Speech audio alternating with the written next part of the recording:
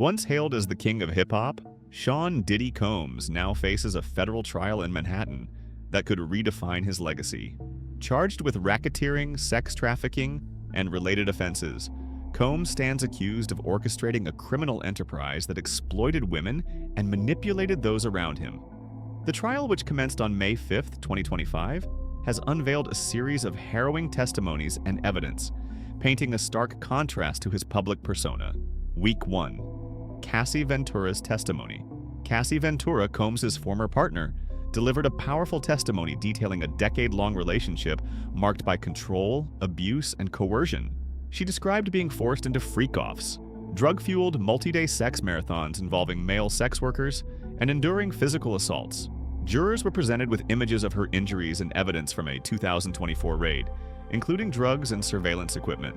Ventura's account set the tone for the prosecution's narrative of a calculated pattern of abuse.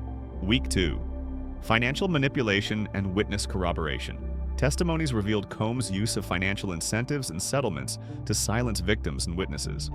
Cassie disclosed a $20 million payment for the rights to her unpublished book and a $10 million settlement related to a hotel assault. Her former best friend, Carrie Morgan, recounted being beaten and offered $30,000 to remain silent.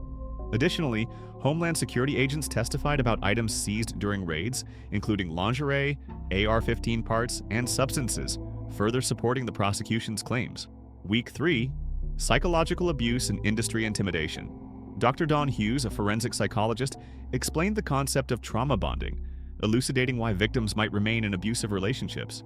Former assistant George Kaplan testified about being instructed to procure drugs and clean up after Combs' parties. Rapper Kid Cudi recounted a break-in at his home and the subsequent firebombing of his car, events allegedly linked to his relationship with Cassie.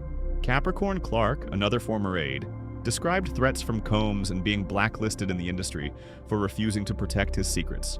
Week 4. Mia's harrowing account. A former assistant testifying under the pseudonym Mia provided a chilling narrative of rape, captivity, and psychological manipulation. She described being held against her will, forced into non-consensual acts, and maintaining a facade of loyalty out of fear. Despite the defense presenting affectionate messages she had sent to Combs, Mia asserted they were products of coercion and fear. Week 5. Suppression of evidence and financial trails. Hotel security guard Eddie Garcia testified about receiving $100,000 from Combs to suppress surveillance footage showing an assault on Cassie. Diddy's former CFO detailed a financial trail of hush money, settlements, and expenses related to parties.